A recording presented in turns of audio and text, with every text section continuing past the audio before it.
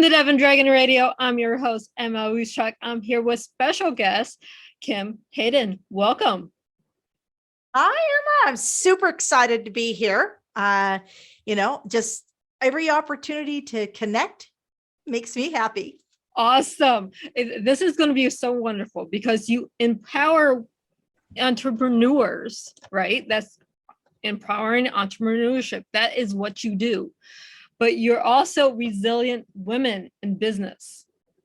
Correct. So currently working on the Resilient Women book franchise. Our goal is 30 books in 36 months, featuring 540 women in different genres. So everything from life after divorce to motherhood to women in business, women in wealth, success after 40, you name it. And what we're doing is we're taking very much Jack Canfield's Chicken Soup for the Soul, taking that approach and putting a positive spin on challenges that women face and creating the resilient language around it and showcasing amazing coaches, speakers, and authors around the world. That is awesome. I mean, okay, as a publisher, I applaud you for trying to get a book out every month or more than one book out every month. So I applaud you with that. And as a business owner that's a woman, I can tell you, business as a woman is completely different than business as a man.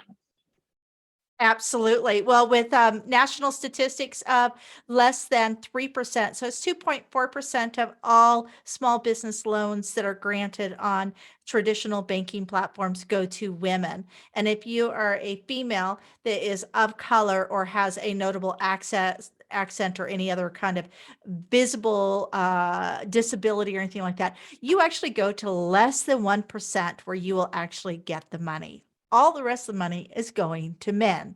And yet 46% of new small businesses for women are new small businesses are registered to women.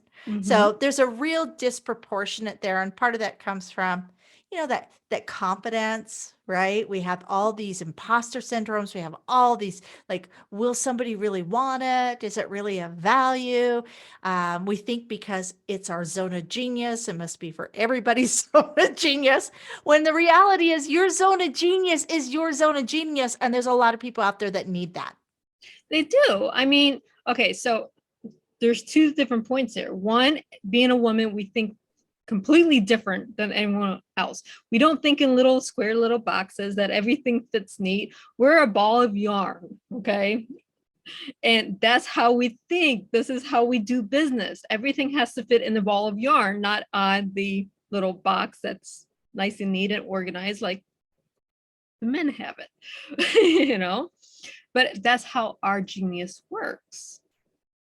Well, that's what has made us traditionally really great nurses, secretaries, and now what's happening is we're seeing women move into the doctor and the CEO because we realize that to run a multi-billion-dollar company, you need to be multifaceted. You need to be able to do reverse engineering on any situation, and women are the ultimate reverse engineers. We okay, got a problem.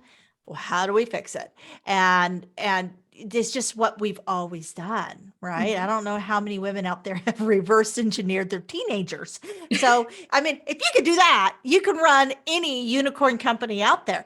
But, there's so many opportunity, and I actually think like the pandemic has been in so many ways amazing for women because we're leveling a lot of the playing fields when it comes to technology and voice and accessibility. And now it's just a matter of making sure that women see other women in leadership spaces. It's interesting when they survey men when they are going to hire a coach or go to a coaching program, men tend to gravitate towards male coaches, male leaders. And when they survey women, 50% of the time, women will gravitate towards male leaders and male coaches. So that means we're leaving only 25% of the market available for women that have amazing voices that are ready to step into the leadership. So I just challenge everybody to give a woman a try for her leadership and her coaching, because these are voices we need to hear and we need to pay attention. It is. Women have so many more ideas that we don't listen to. And then when someone does listen to it, they go, oh, we should have listened to it a long time ago. Oh, absolutely. Our husbands always do that, don't they? Yes, they do. I mean, seriously. Oh, we have this great idea. I told you this idea 6 months ago. Now you have the same idea. Mm-hmm. Yep. I Yep. mean, if we can do it with our homes, our households, our teenagers, our husbands, our significant others, we can do this in business. Absolutely. And I think I love the fact that we're starting to see. So this last year, what was it? Something like 7 unicorn businesses. So these are like businesses that can hit $1 billion, right? Mhm. Were ran by women over the age of 56, I believe was the number that came out. Yeah. And I'm sitting here going, yes, yes. Yes, we're seeing more CEOs transition into female-led CEOs. We're seeing more COOs in the position of being women. We're seeing this. We're seeing the more startups come from women. Absolutely. We just, see it is, what is it from, what's that movie? Robots. Remember Robots? And Mhm. they had the robot that would go around and fix everything. Yep. See a need, Mhm. see a need, feel a need. Mhm. And that's really women. We see a need, we fill a need. We see a need, we fill a need.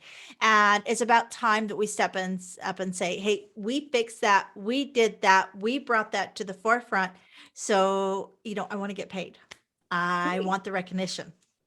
Right now that we have to have equal pay because we're fixing everything because that's what women do. We fix things. Now we need to get paid for it. Absolutely. Absolutely. And it is interesting because women, there still is a pay gap. Mm-hmm. Absolutely. And you see it. I challenge anybody out there, go on and Google top paid motivational speakers USA. Yeah. And out of the 20, you'll have 6 that are women and all the rest are men. Mm-hmm. So, and I'm just, yeah. And the thing is, how much they get paid is so unproportionate.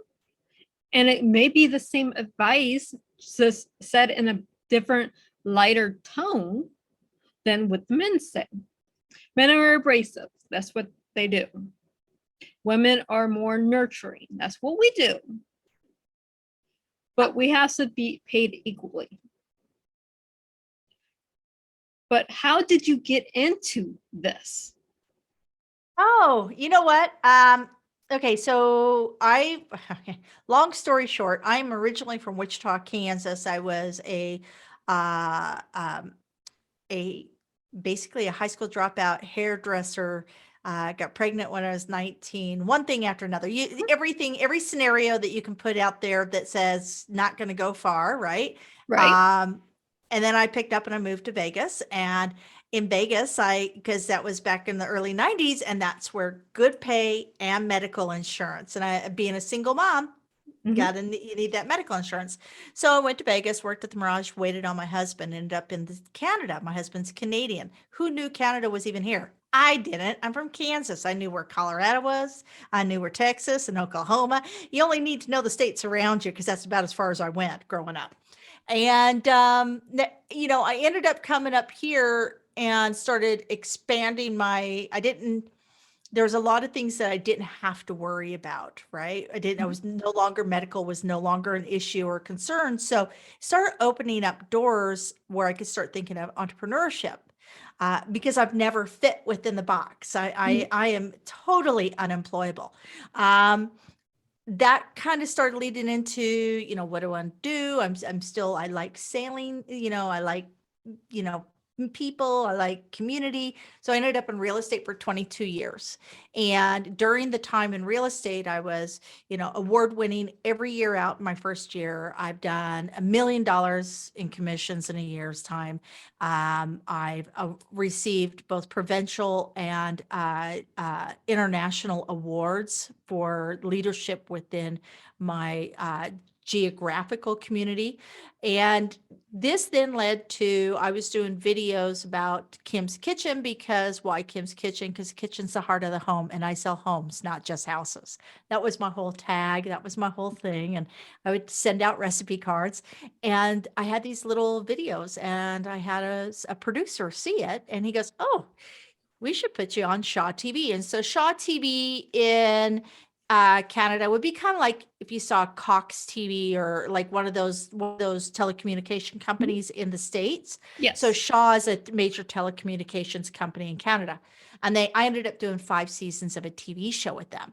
And I had never done anything like that before in my life. And this is like learning how to run a show, and how to organize your camera crew, how to, like, even all the insurance and all the language and everything, and really fell in love with the production of stories. It was like literally taking real estate Mhm. and that love of the person behind the door and the community they live in to a whole new level.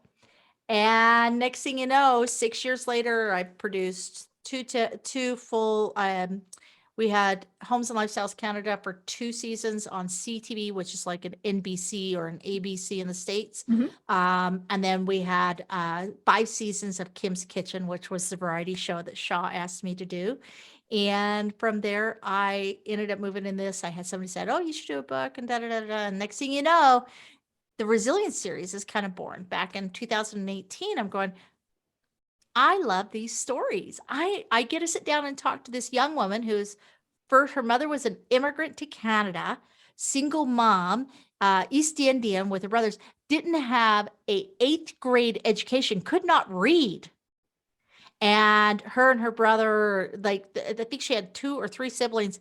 They all ended up with post-secondary. She ended up becoming a lawyer, and she runs this whole program to help people, guide them on their legal needs Mhm. without having to pay the hourly rate for a lawyer. So it's basically like a consulting to help So people almost navigate. like what Legal Shield is here in the States. I don't know if it's Yes. Yeah. internationally. Yep. Oh no, I know Legal Shield. So it's very similar, but with more of a personal touch, right? She deals a lot with women who are lower income, and but yeah, so I get her story, right? And I'm Mhm. sitting there going, "Oh, there's all these amazing women. I'm getting these incredible stories. What if we took it to the next level?" And that's where the Resilience series is born, where we do television content, we do books, we do, every aspect that a woman needs in order to put that credibility and that authority behind her brand. That is an awesome why. I Yeah. mean, you can't have a better why than that. We have how many women out there that are completely unemployable because just our personalities make us sorry. I can't be employed by anyone. I'm too opinionated. But that's what makes us great CEOs, COOs. It puts us in a great leadership role because we are unemployable. And then you have us unemployable for other reasons where we have that dropped out of school. We have the babies at 16. We have the whatever it is Yeah, that makes us. you're too loud, or you're too in people's faces, or you don't speak up, or you're a little extravagant in where your clothing you wear, or you have pink hair. And all these things are things that we hear all the way through from the time we're 5 years old to the time we hit 50. And that is, I believe, the reason that we don't make as much, Mhm. because we don't ask for it, because we don't have the confidence. So I just come in and I just boost the confidence a bit, saying, we're going to put this embed in your website, this embed in your website, this embed in your website. We're going to build this up. We're going to put all these things together. Mhm. And you know what? Then you need to read what you wrote. You need to read who you are, because it's pretty amazing. And you need to It's ask for the money. yeah. ask for the money. When I was building my company in the business plan, and one of the parts of the business plan is how much people are getting paid. Now, I don't have in my head, this is going to be employed by a man or this is going to be employed by a woman. It's just a position on a page right now. So it's base pay. Well, what am I getting paid? And my COO looked at me. She says, no, you're not getting paid this. You are running this company. You're getting paid this. And it's like double what we originally wrote down. Why? Because I wasn't going to ask for it because I felt guilty as a woman of getting paid that much. Yep. And that's what the disconnect is. We feel guilty. We don't think we're worth that much. So we don't perceive and ask for the pay raise. Absolutely. In surveying, I spent some time over a few months talking to women who are coaches for women who are over 40 and we're having to pivot or we're, growing into a greater demand position, those types of things. And the three things that always came back: credibility, confidence, and relevancy. And those were the three things that were stopping women from getting the business, getting what they deserved financially, and growing. Exactly. One, we have to ask for getting paid. Whatever your time is worth something. You need to get paid for it. That's rule one. And that was something my first business coach said. Your time is worth something. What are you getting paid for it? And that was a couple years ago. And I didn't click. Okay. It took years for it to click. But now I don't do anything unless my time is compensated. Because as a woman, as a CEO, my time could be better spent over here versus over here. Absolutely. Absolutely. And knowing those revenue creating opportunities, right? Mhm. So is it an asset? Is it content? Or is it cash? Like, what are we looking at? And you need to know what you're asking for. Exactly. Everything is worth something. Now that you figure out what you're worth, now you figure out how much louder can you be in your voice? What is your confidence level that you can do this? And this takes coaching to another level. I had, a lot of people going, oh, coach this, coach that. And I do, I personally have always had a coach. When I Mhm. was in real estate, the reason I made the money I made was because I had a coach. Mhm.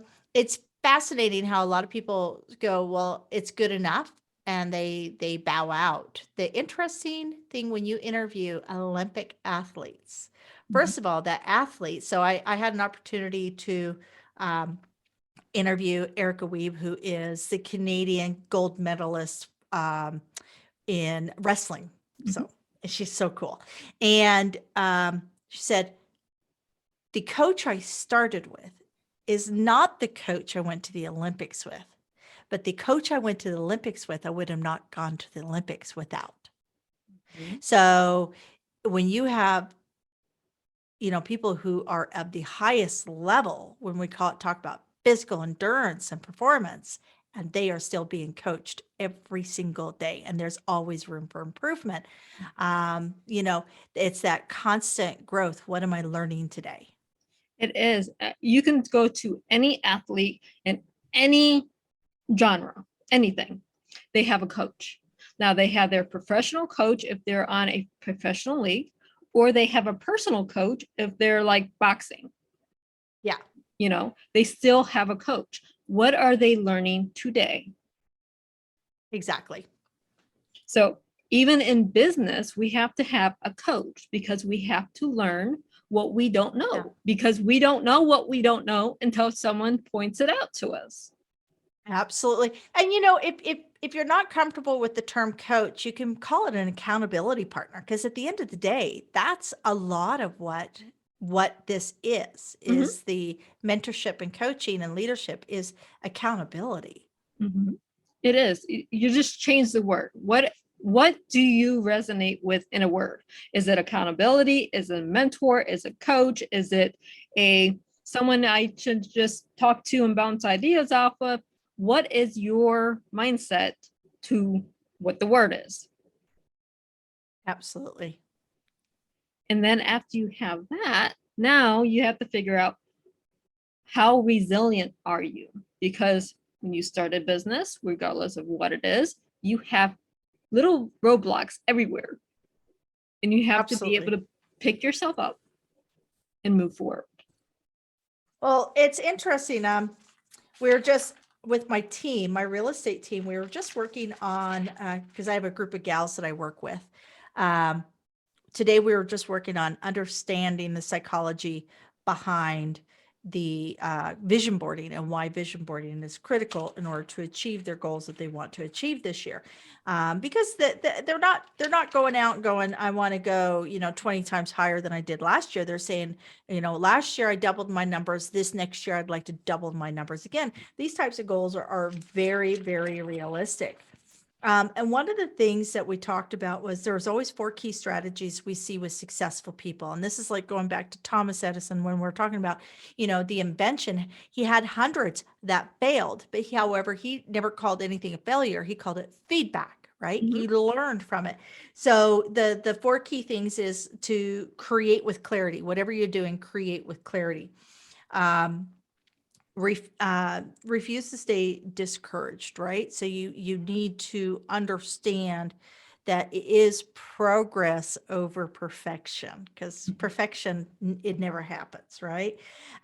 Growth versus comfort. I think, what was it? James Clear from Atomic Habits. He talks about our comfort zones, and your comfort zones will kill anybody's future endeavors, because you get comfortable and you just lose the ambition or the focus to move forward, right? And then, bringing it in to change your frequency of what you put out and what you bring in, right? So those are some of the things that we talked about today, and it's all in knowing where you're going, what you're doing, and why you're doing it. Right. If you're in your comfort zone, you're not growing. If your dreams Absolutely. are not scaring you, you're not dreaming big enough. Yeah. And that's what we see in growth. It doesn't matter if you're starting a mom and pop store. It doesn't matter if you're selling your first real estate home or property. It doesn't matter what you're doing. If your dream of selling this isn't scaring you, you're dreaming too small. Absolutely. Absolutely. And everything is scalable, Mhm. right? It's interesting. I saw something come across. So everything costs money, Mhm. no matter if it's a TV advertisement, or if it's in a magazine, or if it's, building a course program, or getting licensed as a real estate agent. Everybody thinks they're going to go into real estate and make lots of money. But the reality is, if you don't have the revenue to scale your brand so it's recognizable, you will be out of the business within 36 months. The average real estate agent it's 87% of all real estate agents will fail within the first 36 months. So you only have a 13% likelihood of survival. Then you go into, you look at small business. It's 46% of all small businesses will fail, or 45% of all small businesses will fail within the first 36 to 48 months of inception. Mhm. So you just have to figure out what your number is and where you're going to be, and put your plan in place, right? And if you pay to scale, so they say pay for speed or grow. Everybody goes, oh, Brene Brown was an overnight success. No, Brene Brown was 30 years in the making, Mhm. right? And so much money in that education. So yeah, I'm just challenging everybody to invest in themselves this year, Right. and really I get was their just goals out there.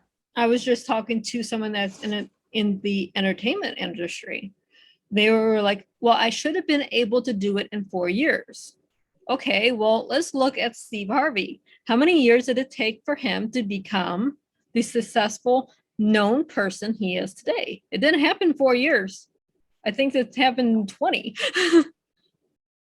You Oh, know, absolutely. Absolutely. you have to stick with it. You have to be resilient enough to stick with it and figure out your scalability. Your scalability isn't going to happen from a $36 paycheck every day to a six-figure, paycheck every month.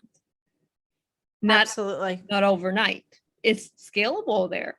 Any business is scalable to get there, but it takes time. You have to build your brand, you have to build your authority, and you have to have a voice. Women do this a lot more than men do because they give up because they're not as resilient as we are. Yeah. Absolutely. But we are almost out of time. So where can our listeners and our viewers find you? Oh, okay. You can go to resilientseries.com. And that's my website. And you can reach me at hello@resilientseries.com. I encourage every woman who sees herself as a professional um, and an expert in anything to really look at investing in getting a piece of her story out this year. Make 2022 the year that you actually, get a piece of your story out to help others. So again, it's Kim Hayden. You can find me on Instagram at Resilient Series, Facebook, just find me underneath Kim Hayden, and LinkedIn, Kim Hayden. And thank you so much for being on the show today. My pleasure. You are a rock star. Thank you for having me. And for our viewers and our listeners, happy creating.